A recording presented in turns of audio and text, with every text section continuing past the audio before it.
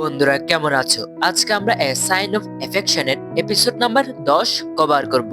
এর আগের 9টা এপিসোড যারা দেখেনি, লিংক ডিসক্রিপশন বক্সে দেয়া আছে। এই এপিসোডটির নাম হলো ওশিস ওয়ার্ল্ড। তাহলে শুরু করা যাক। পর্বের শুরুতে আমরা দেখি যে ক্যাম্পিং ট্রিপ শেষ করে ইউকি প্রথমবারের মতো ইৎসুমির অ্যাপার্টমেন্টে রাত কাটাচ্ছে। নিজের বয়ফ্রেন্ডের ঘরে এভাবে থাকা ইউকির জন্য একদম নতুন অনুভূতি হওয়ায় সে প্রচন্ড নার্ভাস হয়ে পড়ে। ইউকিকে নার্ভাস হওয়া থেকে বের করতে অর্থাৎ স্বাভাবিক করতে ইৎসুমি তার সাথে সাবটাইটেল সহ সিনেমা দেখতে বসে। আর তাছাড়া ইউকি কিভাবে শব্দহীন পৃথিবী উপভোগ করে তা অনুভব করার জন্য ইৎসুমি টিভির সাউন্ড সম্পূর্ণ মিউট করে দেয় অর্থাৎ বন্ধ করে দেয়। এই সময় তাদের মাঝে দারুণ রোমান্টিক ও মিষ্টি মুহূর্ত তৈরি হয়, যা তাদের ভালোবাসাকে এক নতুন মাত্রায় নিয়ে যায়। অন্যদিকে ওশির বোন ইজুমি তাকে জানায় যে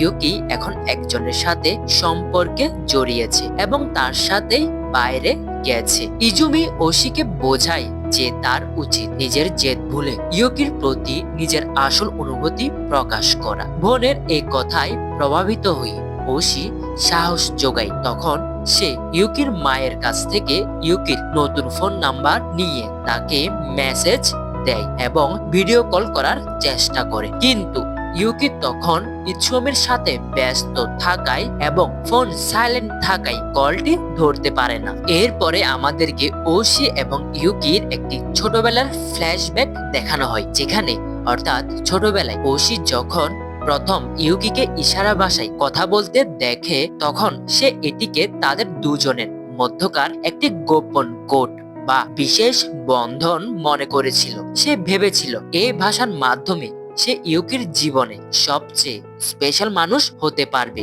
কিন্তু বড় হওয়ার পর ওশি বুঝতে পারে যে সাইন ল্যাঙ্গুয়েজ ইউকির জন্য সবার সাথে যোগাযোগের মাধ্যম, শুধু ওশির একার নয়। এই সত্য মেনে নিতে না পেরে এবং নিজের ভালোবাসা প্রকাশ করতে না পারার নিরাপত্তাহীনতা থেকেই সে সবসময় ইউকির ওপর একটি রুক্ষ ও অতিরিক্ত অধিকার খাটানোর মতো আচরণ করত।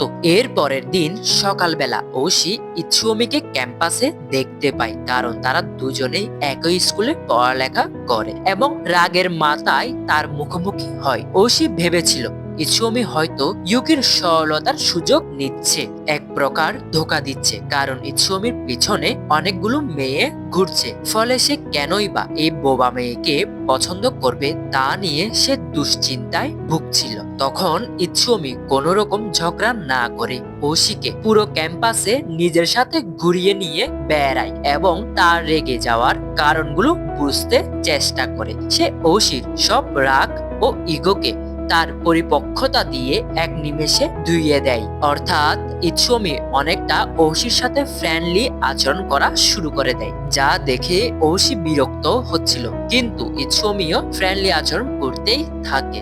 এক পর্যায়ে ইৎসুমি ওশিকে বলে যে তুমি যদি আমার সাথে কথা বলতে চাও তাহলে রক ইন রবিন বারে ঠিক 8টায় চলে আসিও, আমি সেখানেই থাকবো। এরপরে রাত হলে ঠিকই ওশি রক ইন রবিন বারে আসে ইৎসুমির সাথে দেখা করার জন্য। ইৎসুমি তখন কিউয়ার সাথে ওশির পরিচয় করিয়ে দেয়। ইৎসুমি ওশিকে এমন ভাবে পরিচয় করিয়ে দেয় যাতে তার সাথে অনেক পুরনো বন্ধুত্ব ছিল, যা দেখে ওশি প্রচন্ড পরিমাণ বিরক্ত হচ্ছিল। এরপরে ইৎসুমি ওশির সাথে ড্রিঙ্ক শেয়ার করে। প্রথমের দিকে ওশি খেতে না চাইলেও পরে নিজে আরেকটি বোতল নিয়ে খাওয়া শুরু করে। অতিরিক্ত মাত্রায় ড্রিঙ্ক করার ফলে সে সেখানেই বেহুশ হয়ে পড়ে যায়। ঠিক রাত 2টা বাজলে সে জেগে উঠে। তখন সে দেখে যে বার অলরেডি বন্ধ হয়ে গেছে এবং বারের ভিতর শুধুমাত্র ইৎসুমি আছে। এরপরে দ্রুতই ওশি বার থেকে বের হয়ে যায়, কিন্তু সে ভালোভাবে হাঁটতে পারছিল না। তখন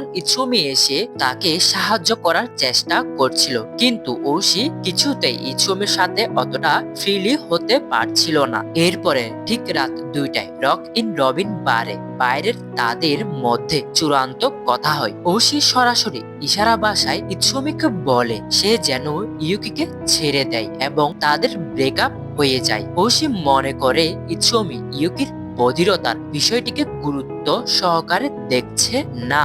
তখন ইৎসুমি অত্যন্ত শান্তভাবে ওশির সব প্রশ্নের উত্তর দেয়। সে ওশিকে স্পষ্ট জানিয়ে দেয় যে সে ইউকিকে কতটা ভালোবাসে। সে আত্মবিশ্বাসের সাথে বলে যে যাই হয়ে যাক না কেন ইউকি কখনো আমার হাত ছেড়ে যাবে না।